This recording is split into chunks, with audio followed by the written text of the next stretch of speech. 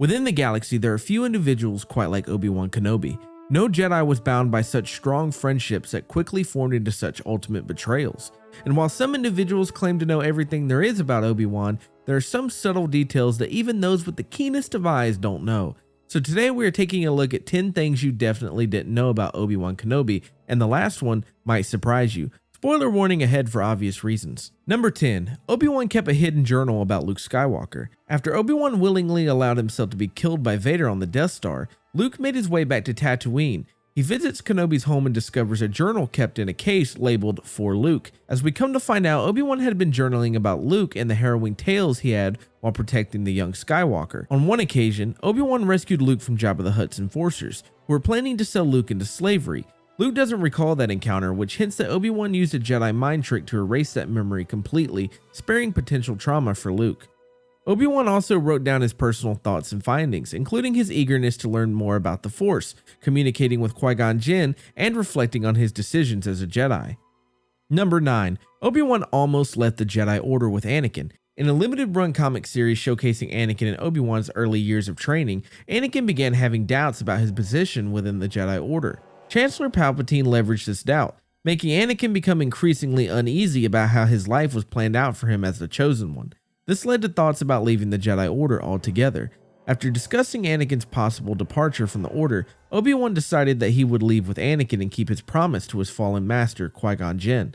He would train Anakin as Qui-Gon had asked, even if it meant leaving behind his life as an official Jedi Master. Number 8. Obi-Wan almost wasn't selected as a Padawan. When you think of Obi-Wan Kenobi, you probably think of him as one of the greatest Jedi Knights of his time. However, there was a point in his life that no Jedi Knight was willing to take him on as a Padawan. Many in the Jedi Order saw his potential, but Obi-Wan had an erratic behavior as a child that was off-putting to many within the Order. Even Jedi Master Qui-Gon Jinn saw Obi-Wan's tenacity and fearlessness during a sparring session, but felt that he was too dangerous to take on as a Padawan. But when they both found themselves trapped on Bandamir during an investigation mission, Jinn and Kenobi were forced to work together to survive. They found that they worked well together, and Qui-Gon agreed to take him on as his Padawan when they returned to the Jedi Temple. Number 7.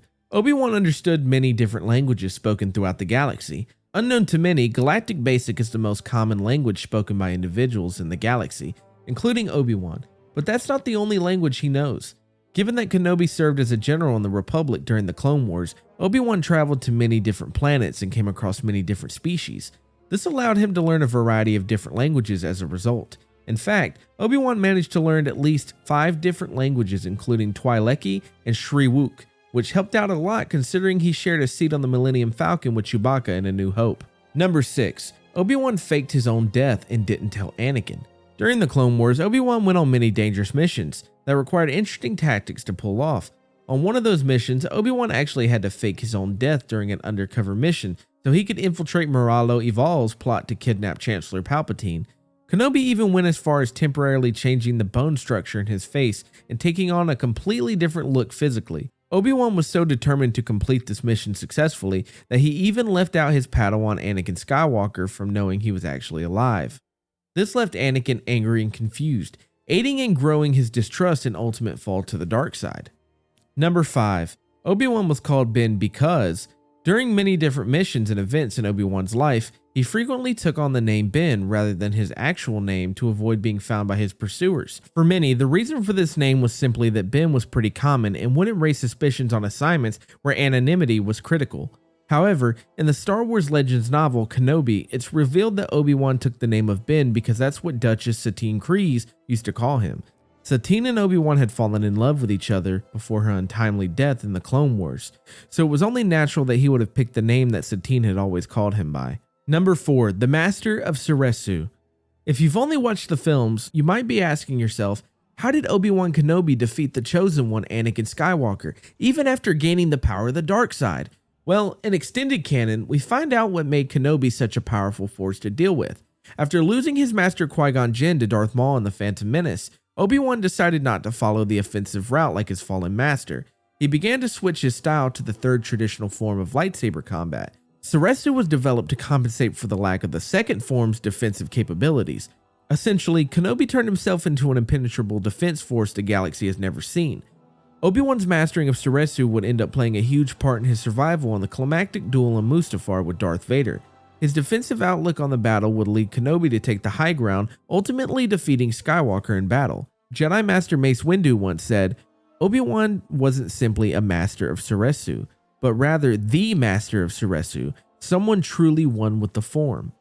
Number 3. Obi-Wan has artifacts named after him. Obi-Wan's life was filled with unbridled acts of bravery and selflessness, which makes it only natural that many artifacts, ships, and tactics would be named after Obi-Wan to commemorate his memory and that heroism he showed. After the Battle of Yavin, which led to the destruction of the first Death Star, the Kenobi Medallion was created to recognize members of the Alliance that displayed great acts of bravery. 2 notable recipients of the medallion were Rebel pilot Jek Porkins for his actions during the Battle of Yavin, and Sergeant Ray Hollis for his heroic acts during the Battle of Hoth.